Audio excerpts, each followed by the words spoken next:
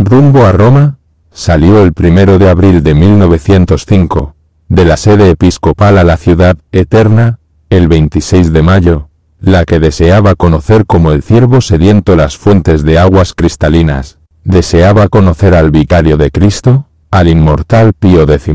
Tuvo la dicha de ser recibido, al tercer día de su llegada, entre los brazos del más cariñoso de los padres. La impresión que recibió fue grande, no sabía cómo expresar la emoción de ese momento. Besóle los pies. Las exhortaciones del Papa han de ser, de aquí en adelante, como ambrosía celestial que ha de dulcificar las amarguras de la vida. Informóle el estado de la diócesis, del seminario, del clero y fieles. Obsequióle con curiosidades de filigrana y óbolo para el dinero de San Pedro. El día de su partida a Jerusalén volvió a verlo y recibió gracias especiales e indulgencias para sus fieles, las que serían ejecutadas en extraordinaria solemnidad y después de 8 días de misiones. Durante su permanencia en Roma asistió de pontifical al 16º Congreso Internacional Eucarístico.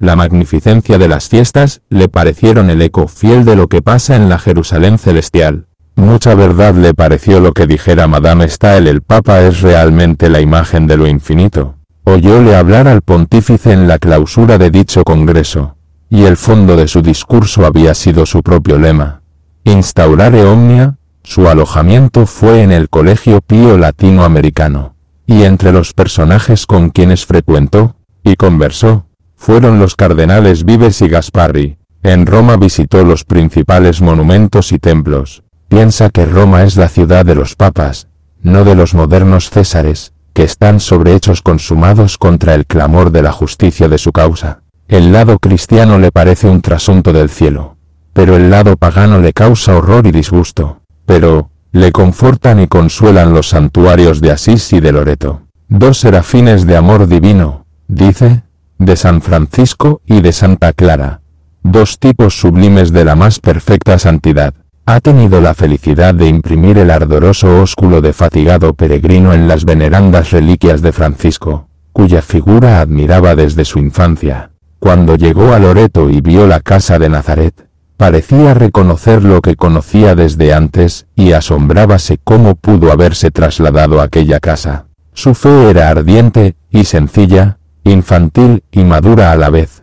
Su espíritu, pronto a desprenderse de la materia, manifestaba su pleno dominio y empezaba a narrar: esta es la casa donde tuvo lugar la salutación angélica, el misterio de la encarnación del Verbo Divino y el de la Inmaculada Concepción. Aquí vivió la Sagrada Familia durante los 30 años de la vida privada de Jesucristo. Aquí formó, por decirlo así, el plan divino de su vida pública y de la regeneración de la humanidad. Aquí, en fin, iba a descansar de sus fatigas evangélicas por las montañas de la Galilea y a orillas del Tiberíades, en el seno de su amantísima Madre. Este lugar es santo, casa de Dios, puerta del cielo. Las naciones católicas levantaron en torno a ella esta gran basílica para conservarla. Precioso tesoro, nos postramos de hinojos, besamos una y otra vez esas paredes benditas que sirvieron de abrigo al Hijo de Dios y a su Santísima Madre. Esta es la piedra sobre la que San Pedro celebró su primera misa. Esta, la imagen de la Virgen pintada por el evangelista San Lucas, y pleno de felicidad tuvo la suerte de celebrar también sobre esa piedra, en medio de los ángeles que le envidiaban. Las delicias gozadas allí fueron, dice, premio de su sometimiento y tribulaciones. Los capuchinos, custodios del santuario, intérpretes de su sensible y honda fe, le favorecieron con el diploma y medalla de capellán de honor del santuario. En Loreto, permaneció 2 días. Al tercer día, está en Brindisi, puerto donde se embarcaron otrora los cruzados de la Edad Media, rumbo a Palestina. También él, soledoso cruzado, dilatando sus emociones, toca aquellos tiempos de fe y renueva en su pecho los fervores de Pedro el Ermitaño y el misticismo de Francisco de Asís, cuyas reliquias le han sobresaltado con su misterioso contacto. Ahora va hacia la ciudad de David. La nave que lo conduce bordea las entrecortadas costas de Grecia. Cuando surca el mar Jónico, experimenta otras emociones. Admirador de las cosas de Grecia, bien quisiera dar rienda suelta a su imaginación y expresar libremente todo su entusiasmo por el país donde la razón humana se elevó, por su propio esfuerzo, a las alturas más inaccesibles. Pero Grecia es una bella floración en el cenagal del paganismo. El mundo marcha ahora a impulso de una nueva filosofía. Vaciadas las áticas ánforas de su contenido pagano, están llenas de una nueva doctrina. El cristianismo acepta y se aprovecha de la perfección de la forma, pero iba elaborado una cultura superior. Con todo, ese mundo de ayer es bello. Allí se dibujan los montes de Olimpo. Las islas jónicas descansan en el lecho espumoso del mar. Ya se distingue el Taca. El genio de Fenelón sigue las estelas trazadas por la nave de Ulises, a quien le busca Telémaco. El talento cristiano rastrea la huella que se adivina en pos de Homero. Mudo y pensativo, deja una tras otra, islas, archipiélagos, golfos, cabos, puertos, ciudades, montes, valles, cielos, que le recuerdan personajes, hechos, pensamientos, poesías, belleza, libros, lienzos, estatuas, que llenan los museos y bibliotecas de todos los tiempos y lugares, ofreciendo al hombre que piensa y ama la verdad y la belleza un inmenso campo para las actividades del espíritu. La nave ha ingresado al mar de Candía. Allí está la célebre isla. Don Pedro de Candía fue natural de esta isla. Feliz el Perú que cuenta entre sus conquistadores a un hijo de esta gran Hélade. Él, nacido aquí, fue como los argonautas, en busca del Bellocino.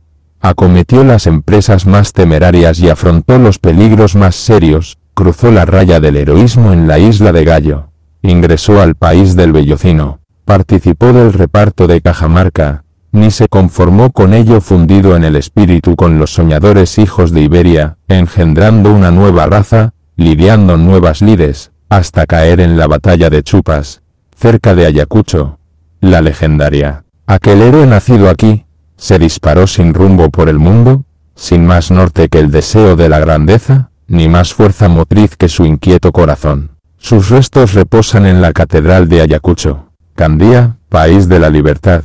Ayacucho, sello de la libertad de 5 naciones, 2 nombres gloriosos para los que la aman. Pireo, las famosas murallas. Atenas, capital de Ática. Para el señor Olivas, los sabios de Grecia son familiares. Sus escritos periodísticos, sus conferencias, sus discursos y sermones, están llenos de citas de Sócrates, Platón, Aristóteles, Plutarco, Solón, etc. Por eso, recorre con particular interés y absorto los lugares que hicieron célebres aquellos sabios con su sistema, su academia, su filosofía, su literatura, su arte y todas las actividades que puede desarrollar el espíritu humano. Sube a la Acrópolis, adivina los propileos, entra al Partenón, siente la presencia de Atena, torna la mirada hacia la Pinacoteca y al Erechtheion, sale a respirar. Luego, hondo, sobre la augusta roca y al divisar el horizonte, quiere abarcar con su mirada y con su emoción todo lo que fueron ayer, la cultura y civilización helénicas. En Atenas, le llamó más la atención el famoso Areópago, tribunal, en otro tiempo, de la más severa justicia, donde estaba prohibido todo recurso oratorio sentimental para no desviar la rectitud de los jueces. Es un lugar de atracción de todo espíritu fuerte. San Pablo entró de lleno y empezó a hablar ante arcontes estupefactos de oír una nueva doctrina. Ciudadanos atenienses, hecho de ver que vosotros sois casi niños en todas las cosas de religión. Al encontrar las imborrables huellas de un apóstol cristiano y de la calidad de Pablo, el prelado peregrino sentía como él consumirse interiormente el espíritu, al ver la gentilidad sobre tanta grandeza. Pero pensó en esas otras figuras que se llaman San Basilio, autor de las epístolas sabias, Gregorio Nacianceno, el de las homilías y poemas, Crisóstomo, el de los sermones. Zarpa de nuevo la nave, se alborotan las sirenas, pasa Eubea, la hermana mayor de Negroponto. Allí está la tumba de Aristóteles, en Calcis. Aquello es Quío, tierra de aquel ciego que iluminó el mundo de la epopeya, Homero. El archipiélago del mar Egeo, al deslizarse rápidamente la nave, Ofrece innumerables islas que hacen la ilusión de navegar como una gigantesca escuadra para acometer alguna legendaria empresa. Esmirna, al frente, en esta populosa ciudad, nuestro ilustre viajero se considera estar entre los suyos al oír la respuesta inmortal del obispo San Policarpo al tirano que requiere su rendición. Hace 80 años que sirvo a Jesucristo. Siempre me hizo bien. ¿Cómo queréis que le abandone? El coloso de Rodas, ahora, la isla de Patmos, lugar de destierro y visión del autor del Apocalipsis. Particular cuidado tiene al desembarcar en Beirut para admirar a la célebre Universidad de los Jesuitas, y después de su visita coincide con aquel que dijo: los institutos religiosos son los que llevan y mantienen la civilización allí donde no han llegado aún los que alardean de ella. 20 de junio en Jaffa o Jope, puerto, donde, según tradición, construyera Noé el arca del diluvio, y después de esta catástrofe, reedificado dicho puerto por su hijo Jafet. El entusiasmo del señor Olivas sube de punto a medida que se adentra en las cosas del oriente. Jope, allí, dice, se embarcó el profeta Jonás para ir a Tarsis contra la orden del Señor que le mandaba predicar a los ninivitas. Allí el apóstol San Pedro tuvo la visión misteriosa del lienzo. Allí el mismo apóstol hizo el más grande de sus milagros, que fue la resurrección de la santa viuda llamada Tabitha. Allí los perversos judíos embarcaron en un casi deshecho bajel a San Lázaro y a sus hermanas Marta y María, como para que perecieran en el mar, y que la mano de Dios los condujo al puerto de Marsella. Allí, en fin, según piadosa tradición, se embarcó la Virgen Santísima para dirigirse a Éfeso acompañada de su hijo adoptivo San Juan. Estos recuerdos le predisponen para otros de mayor irascencia. 4 horas de ferrocarril, y Jerusalén, lugar, el más sagrado del mundo. Jerusalén, este es el punto de la tierra al que las inscripciones asirias se refieren con el nombre Salitn, la paz,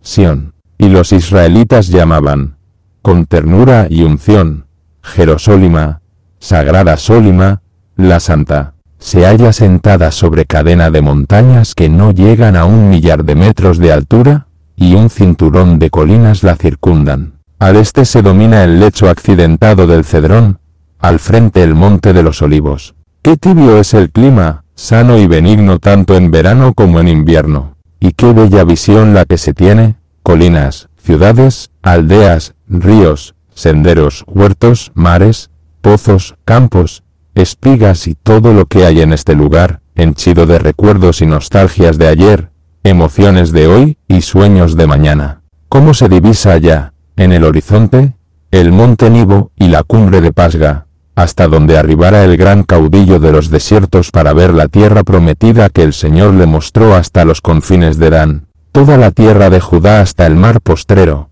y la ciudad de las palmas hasta Segor, sin tener la dicha de entrar en ella porque el mismo Señor le había dicho: la has visto con tus ojos, y no pasarás a ella. Al pie del monte Nibo, está el mar Muerto, en una extensión de más de 60 millas de largo por 20 de ancho, se extienden las aguas de ese mar hediondo, saturado de azufre y ceniza, que al través de tantos siglos viene pregonando la justicia de Dios contra las nefandas ciudades de Pentápolis. Por entre esas montañas de arriba, vienen las aguas del Jordán, formando el lago Merón y el de Genesaret. Betsaida, Cafarnaún, Magdala, Tiberíades, lo circundan al segundo como orillas de perlas y tiene su broche por el lado sur en el monte Tabor. Caná, Nazaret, Naín, forman medio círculo concéntrico al grupo de aquellas perlas. Corozaín y Betsaida, miran humildemente al grupo privilegiado.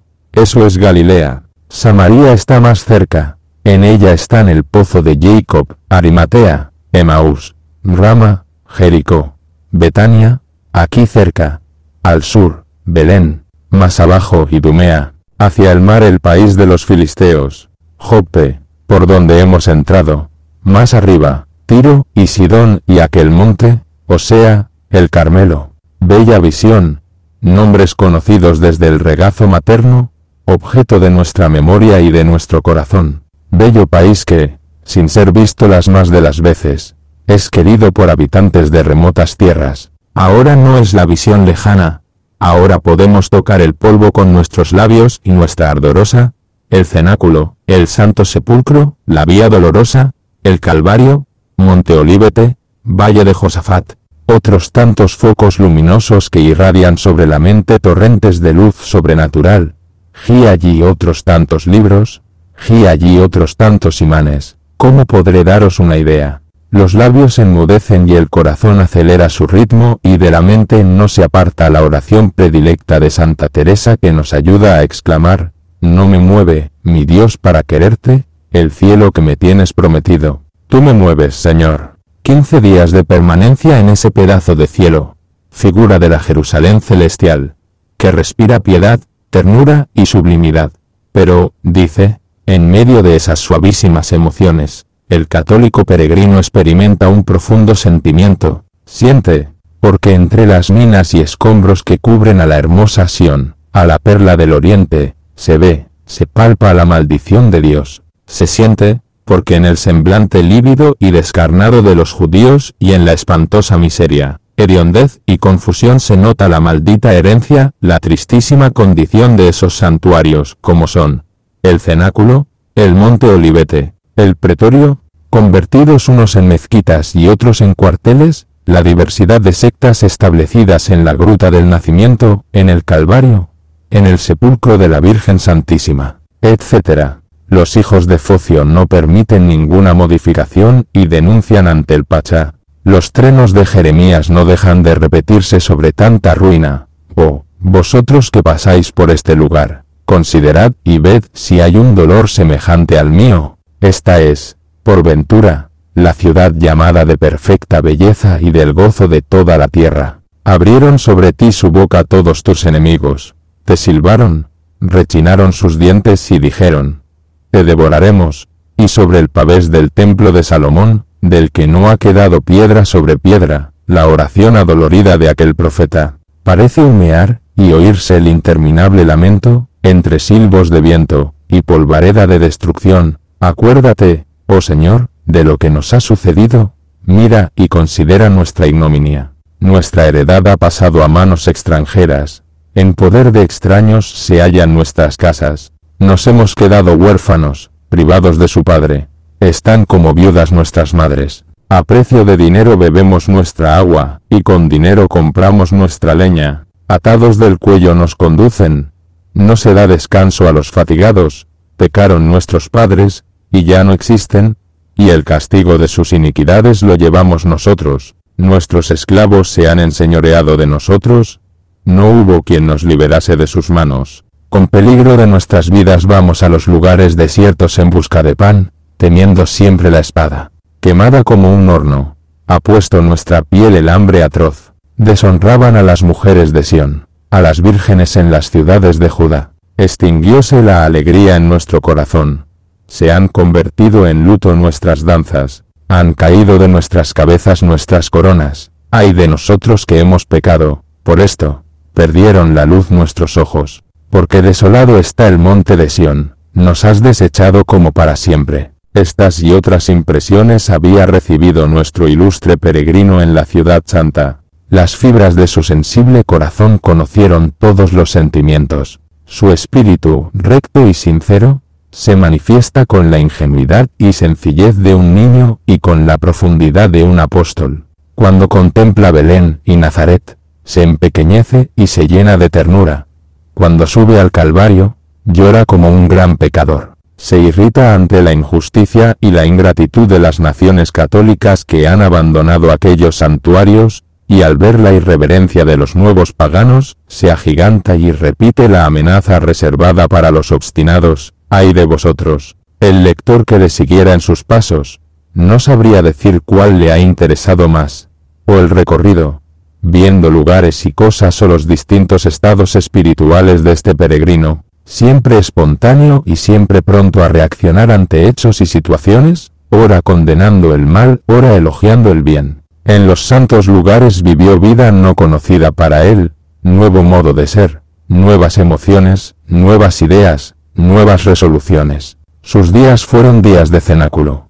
Aprendió mucho. Pensó mucho y quiso salir de él con nuevo espíritu como los apóstoles. Por eso, medita largamente, trae a su memoria su juventud, sus años de prelado, sus deberes, el recuerdo de sus feligreses, a los que los transporta, los acerca al fuego sagrado.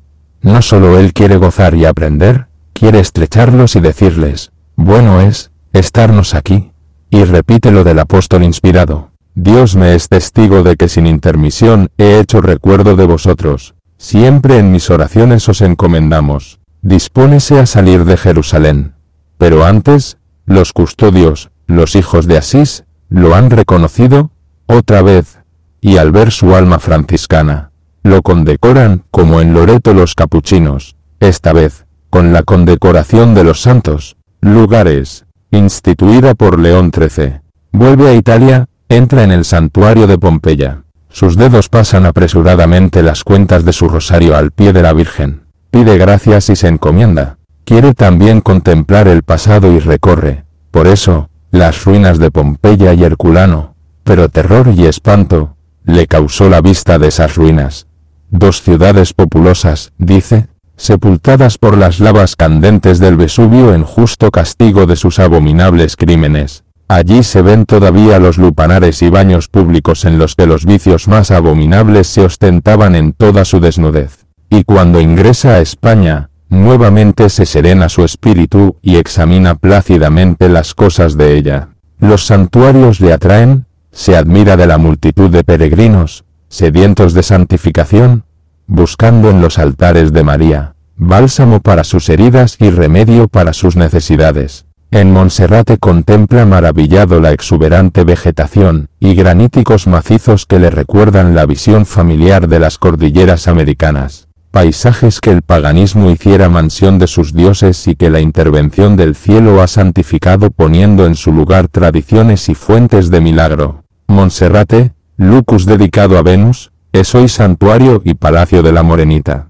Hay graciosas ermitas esparcidas por las alturas de la portentosa naturaleza. Los benedictinos mantienen el laus perennis sobre esos bosques lleno de encantos, cuevas y fuentes y rocas y peñas personificadas. El camarín de la Morenita, taladro del cincel de la naturaleza y las peñas de las flautas, junto con otros innumerables rincones y bellezas, hacen el misterio y la delicia de este centro de atracción para todo hombre sensible a la belleza y a la aspiración ultraterrena. Razón tienen los catalanes de considerar aquello como un símbolo de epopeya religiosa. También, a las orillas del Ebro, visitó, en la heroica Zaragoza, a Nuestra Señora del Pilar. Ni podía haber dejado de llegar a la roca de Masabielle.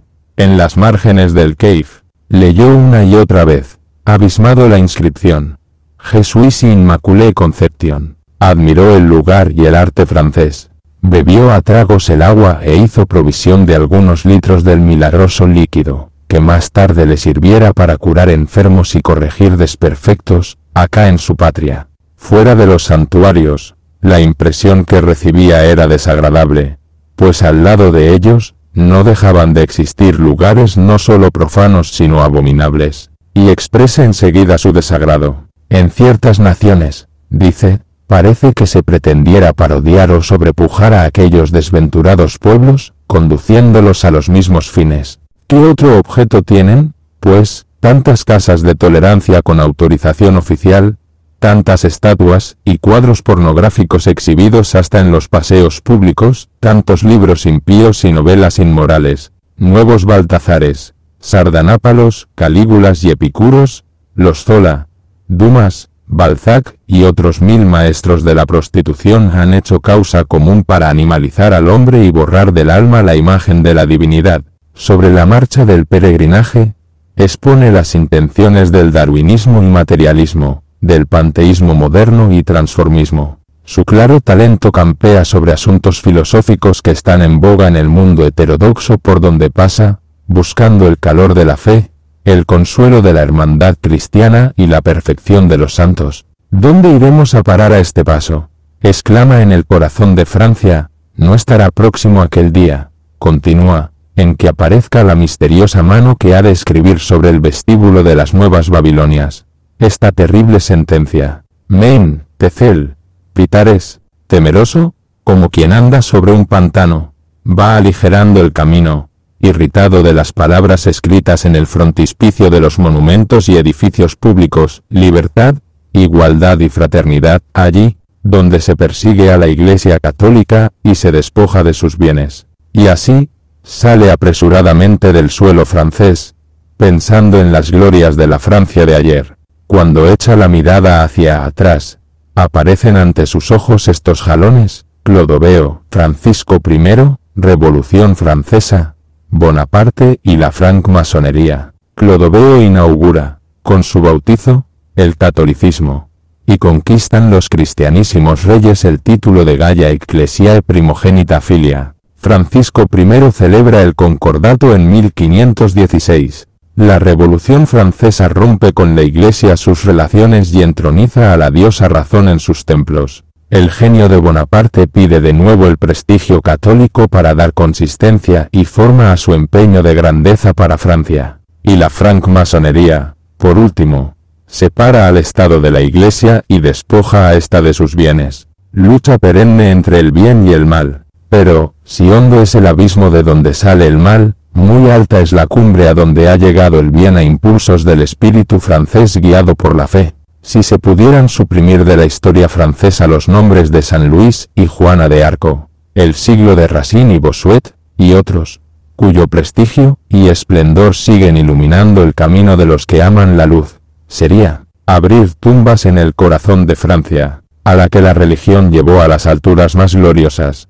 Su capital es llamada la Atenas de los tiempos modernos y cerebro del mundo, no porque la elaboración de la cultura sea exclusiva de ella, sino que todo sistema o doctrina, para tener aceptación pronta y profunda, necesita llevar el sello francés, o sea difundirse a través de la exposición clara, metódica y elegante de su idioma ágil y perfecto. De allí, que el mundo tuvo enorme vinculación con el pensamiento y savoir vivre de Francia. Su suerte, a veces, se identificó con la suerte de las demás naciones del orbe. La libertad de las Américas tuvo su gestación en los hechos de la Revolución Francesa, y a pesar de la gran cultura hispánica, arraigada en el Nuevo Mundo y a pesar de las medidas tomadas en contra, la irradiación del espíritu francés fue decisiva y total. Ningún pueblo, ninguna clase social, escaparon de su influencia. Entre nosotros,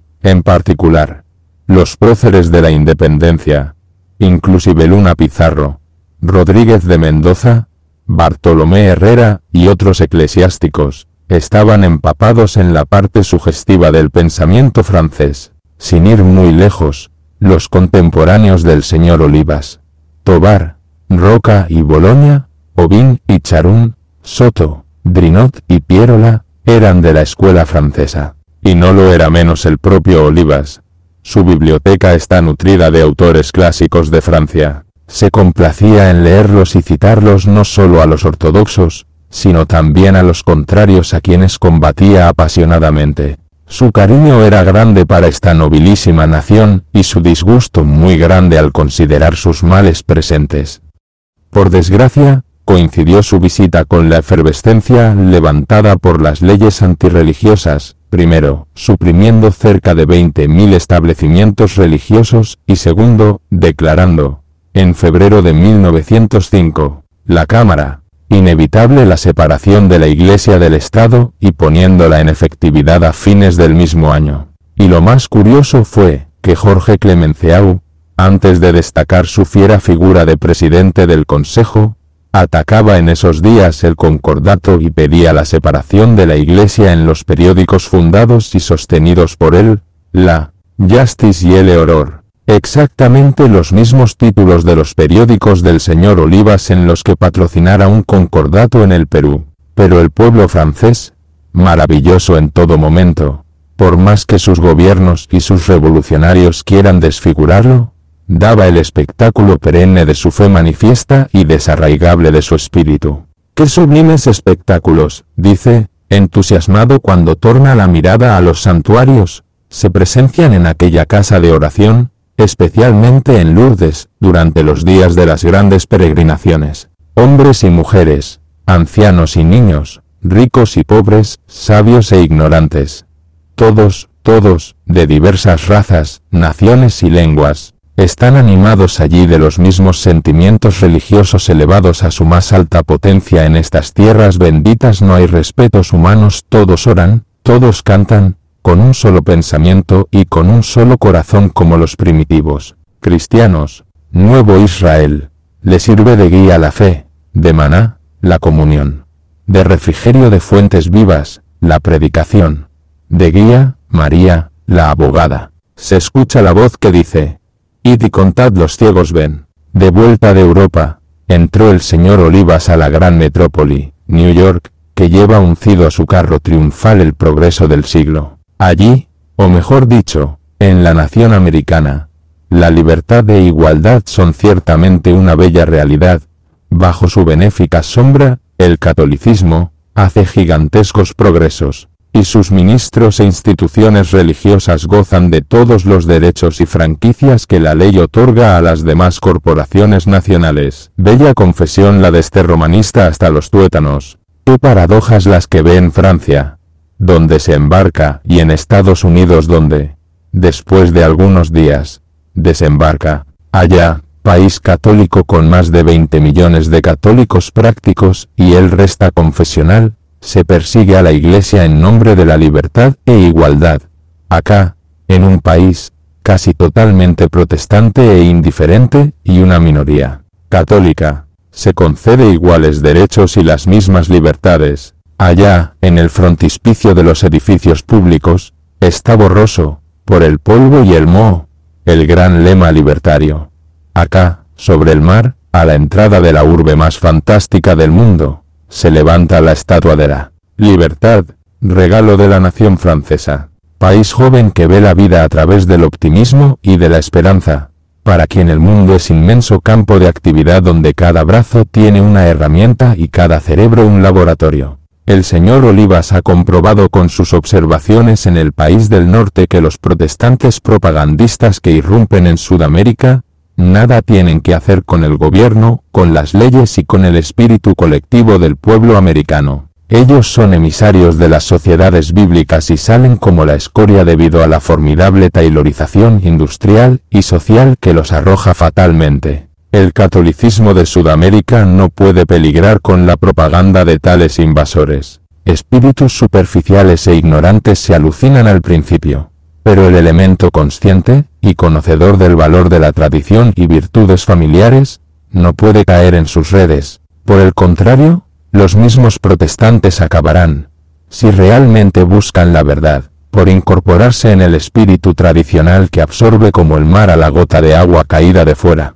El señor Olivas investiga cómo están organizadas las parroquias y el culto en los pueblos de Norteamérica. Todo le parece extraordinario y razonable. Cómo le satisface la seriedad de los actos realizados por los concurrentes a las misas dominicales. Al principio del siglo pasado, dice, apenas contaba con un obispo, 50 o 60 sacerdotes y cerca de 100.000 fieles. Hoy tiene 85 diócesis con 15 arzobispados y un cardenal y cerca de 14 millones de fervorosos creyentes. Esto decía en 1905. Desde entonces, aquello ha seguido su marcha progresiva. Tiene hoy 4 cardenales, signo evidente del volumen católico alcanzado. Observa también en su viaje de regreso el método de progreso de las pequeñas naciones, descristianizando a los pueblos. Se refiere a las naciones de Centroamérica y el Ecuador, y al amago de furiosas tempestades en nuestra patria.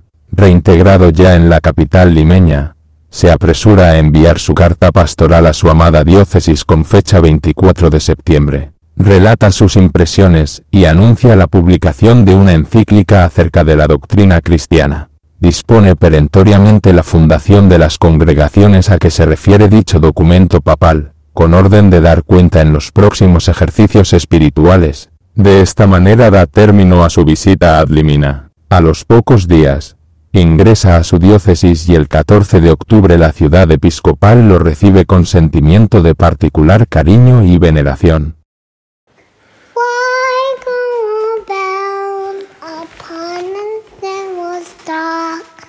Weary of the value